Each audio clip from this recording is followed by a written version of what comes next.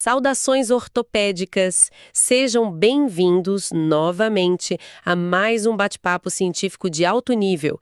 Aqui estamos nós, seus colegas de plantão, sênior e júnior. Já vai deixando o seu like para que este conteúdo chegue a mais gente. É isso aí. Comente conosco alguma dúvida ou sugestão. Garanto que os moderadores irão ler tudo. E não se esqueça de compartilhar com seus colegas para depois conversarem, debaterem e se aprofundarem no tema. Isto ajuda a fixar o tema. Com certeza. Esta nossa conversa é um estímulo passivo para você se acostumar com o tema, despertar a curiosidade e verificando quais são as suas dificuldades a vencer. Depois vem o estudo ativo com os pacientes, estudo de casos e aprofundamento no livro-texto. Exatamente. Ouça quantas vezes for necessário, até consolidar na memória, até ter a certeza de que entendeu e de que reteve o suficiente para ensinar ao interno. Ouçam também os áudios da playlist no trânsito, na academia, no plantão ou antes de dormir. Agora vamos direto ao que interessa. Larga o Instagram, deixa o TikTok, ajusta o fone de ouvido e sem mais nenhuma distração, vamos diretamente para o nosso tema de hoje, que será avaliação inicial das neoplasias ósseas. Então foco na atenção, senta que lá vem história. E olha, uma história que define condutas e salva membros. O raciocínio oncológico na ortopedia exige uma disciplina quase militar, sabe?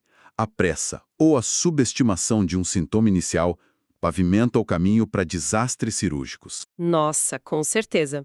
Não existe espaço para improviso quando lidamos com sarcomas ou metástases ósseas.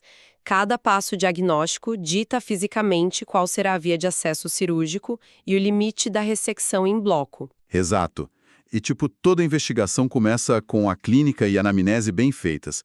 Estamos buscando aqueles sinais de alarme bem claros. Aquela dor não mecânica, né? A dor persistente que piora à noite e não alivia com repouso. Aumento de volume de crescimento rápido e, naturalmente, o rastreio genético de síndromes familiares. Síndromes como Li-Fraumeni, que envolve a mutação do gene supressor de tumor P53, ou a neurofibromatose. Mas, assim, ao analisar os dados, a linha demarcatória mais contundente na avaliação inicial é a idade. A marca dos 40 anos muda toda a estatística. Esse é o grande pulo do gato para as provas de título, o TEOT. Se a biologia tumoral se comporta de forma tão diferente, um paciente com menos de 40 anos com uma lesão destrutiva é o alvo clássico de um tumor primário do próprio osso. A dedução é perfeita. A biologia do tecido dita a patogênese. Em indivíduos mais jovens, o esqueleto ainda está em fases finais de maturação ou passou por picos de crescimento recentes. Certo, as zonas de crescimento estão ativas. Isso. As células formadoras de osso, os osteoblastos, ou as células de cartilagem, apresentam um risco muito maior de erros de replicação. Portanto, abaixo dos 40 anos, lesões ósseas agressivas apontam para osteosarcoma ou sarcoma de Ewing. Esse paciente precisa ir direto para o oncologista ortopédico. O problema nasce na própria estrutura óssea, né?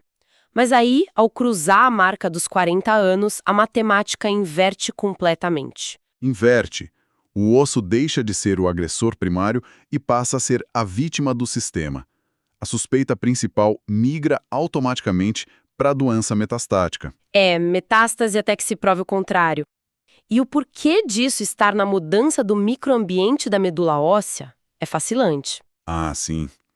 Com o envelhecimento, grande parte da medula óssea vermelha, que é altamente celular, converte-se em medula óssea amarela, predominantemente adiposa. Mas o esqueleto axial e o esqueleto apendicular proximal mantêm leitos vasculares extremamente ricos e sinusoidais. Que é um terreno fértil para células malignas, certo? Carcinomas primários de mama, próstata, pulmão, tireoide e rim têm uma afinidade biológica absurda por esse microambiente. Exatamente. É a famosa regra mnemônica dos tumores que dão metástase óssea. Portanto, uma lesão osteolítica em um paciente de 55 anos é metástase. Ponto final. pelo menos até a biópsia dizer o contrário. E a idade dita a hipótese. Mas a hipótese exige comprovação visual. E as diretrizes são categóricas. O NCCN e o Colégio Americano de Radiologia afirmam que a radiografia simples é inegociável como o primeiro exame de imagem. É o básico bem feito.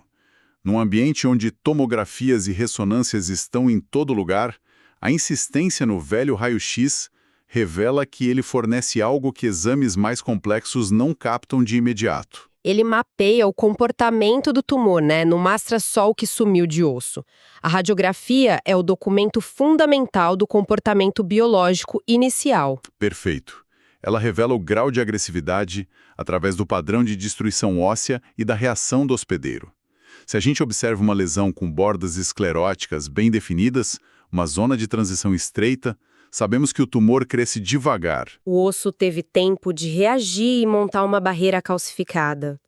Já por outro lado, se a radiografia mostra um padrão de destruição, roído por traças ou um padrão permeativo, a história é outra. Completamente outra. Isso indica que o periósteo e a cortical foram completamente sobrepujados. A doença está se multiplicando muito mais rápido do que a capacidade do osso de se defender. A biologia ditando a morfologia na prática. Nossa, e quando vemos aquela reação periosteal agressiva, tipo o padrão em casca de cebola clássico do sarcoma de Ewing ou o triângulo de Codman no osteosarcoma, Onde o periósteo é levantado tão rápido pela massa que o osso novo não consegue fechar o arco. Estamos literalmente enxergando a falha mecânica do osso em conter a expansão. E a radiografia também revela a matriz tumoral. sim, tumores formadores de osso produzem uma matriz osteoide densa, tipo nuvens brancas, enquanto os de cartilagem geram calcificações com aspecto de pipoca ou arcos e anéis. Então a radiografia atua como um mapa geral. Ela indica onde o desastre ocorreu. Mas para planear uma cirurgia de ressecção, um mapa geral não basta. Precisamos do GPS exato. E é aí que a ressonância magnética entra.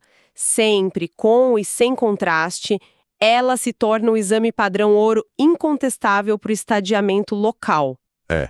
A transição da radiografia para a ressonância marca a mudança da avaliação do osso para a avaliação dos compartimentos de partes moles adjacentes. Ela avalia o envolvimento neurovascular, a presença de edema peritumoral, e isso despenca em prova as metástases SCIP. As famosas lesões filhas que saltaram para outra parte do mesmo osso, separadas do tumor principal por medula normal. Sequências sensíveis a fluidos, como STIR, e sequências T1 com contraste são mandatórias. Para delimitar certinho onde termina o tumor viável e onde começa a necrose ou o edema reativo.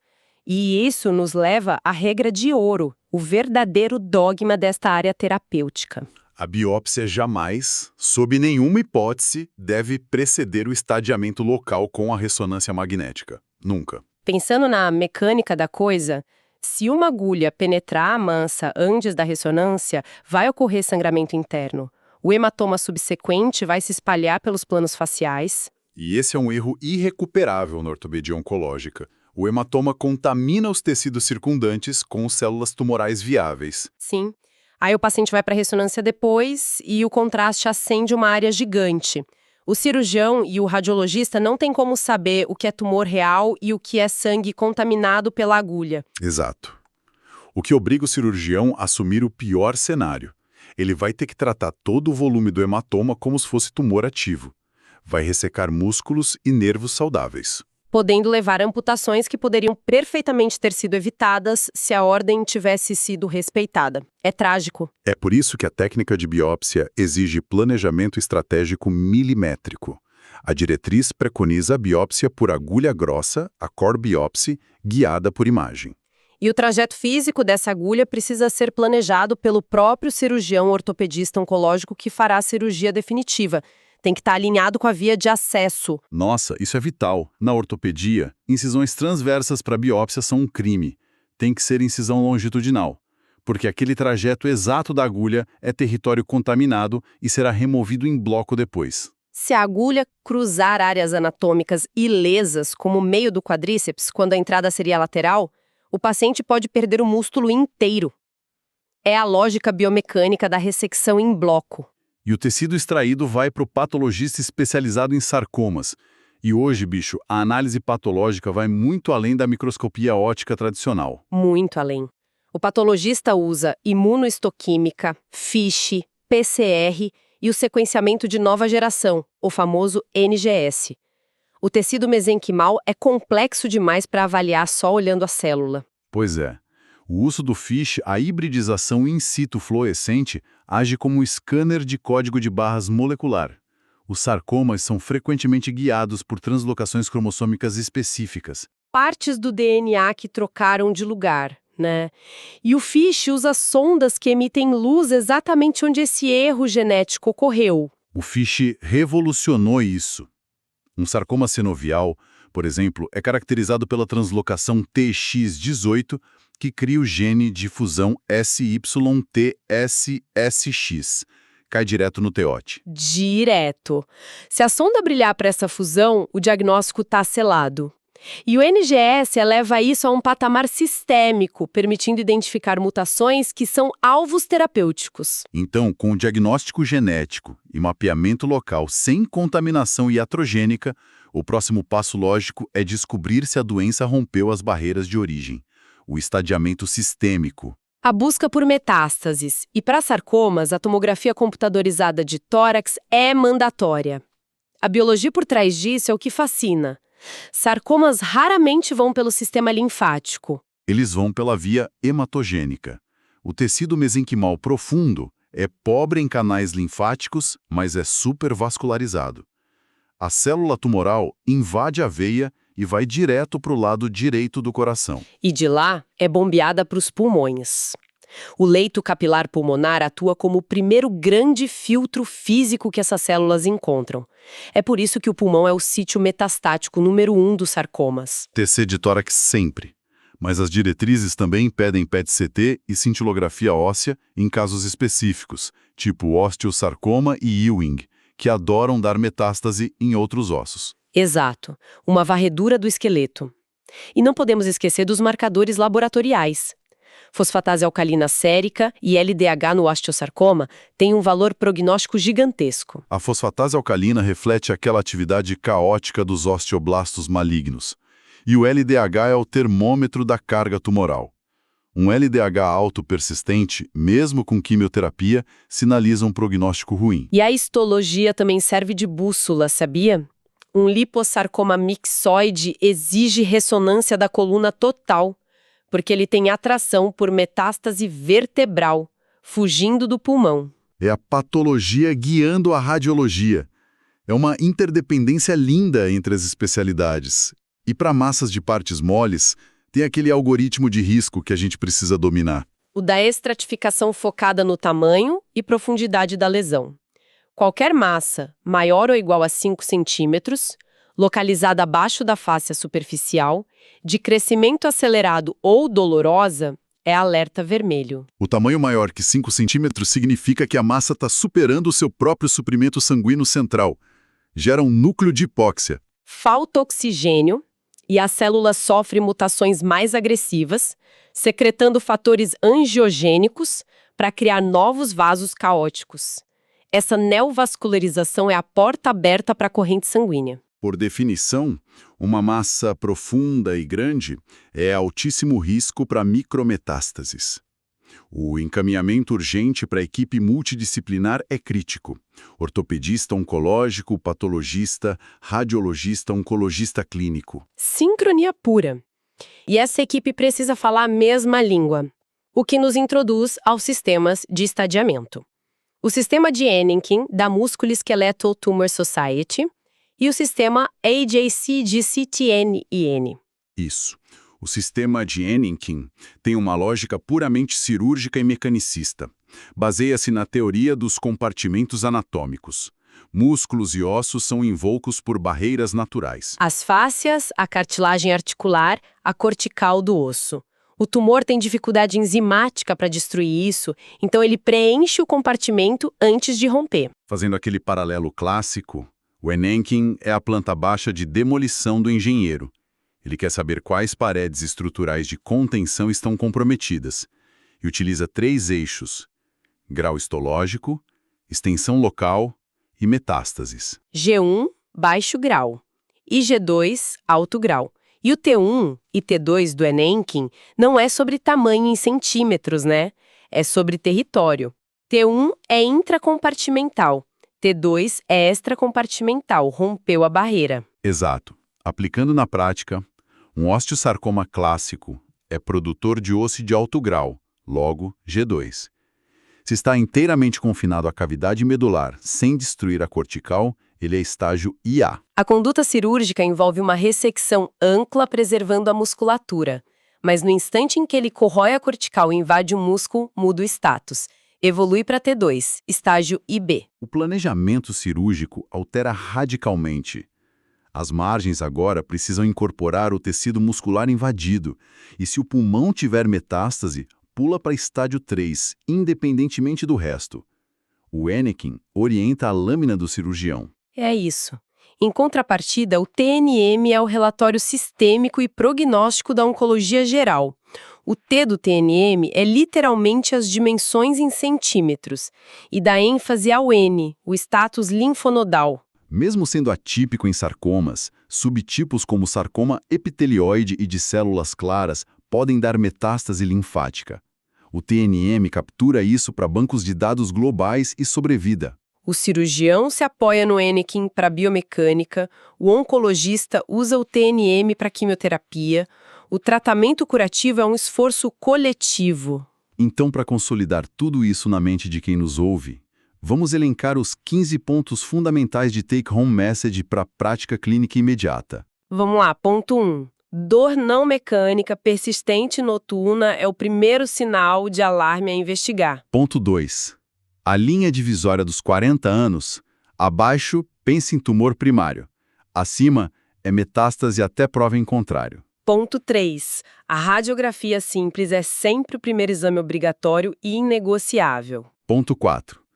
Na radiografia, avalie os padrões de destruição óssea e as reações periosteais, como o triângulo de Codman, que indicam agressividade. Ponto 5. Identifique o tipo de matriz osteoide condroide na radiografia para guiar a hipótese biológica. Ponto 6.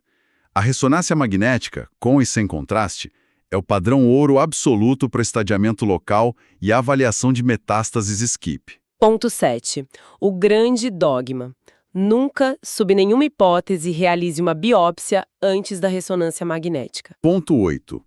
A biópsia preferencial é por agulha grossa, guiada por imagem, e as incisões devem ser sempre longitudinais, nunca transversas. Ponto 9.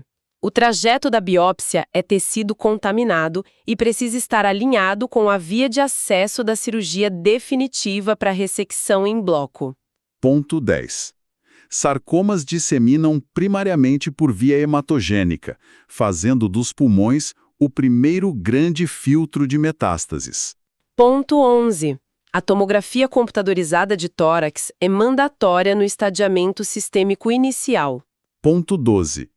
Marcadores laboratoriais como fosfatase alcalina e LDH têm altíssimo valor prognóstico nos osteosarcomas. Ponto 13. A regra dos 5 centímetros. Massas de partes moles maiores ou iguais a 5 centímetros e profundas à fáscia são sinais vermelhos e de alto risco biológico. Ponto 14.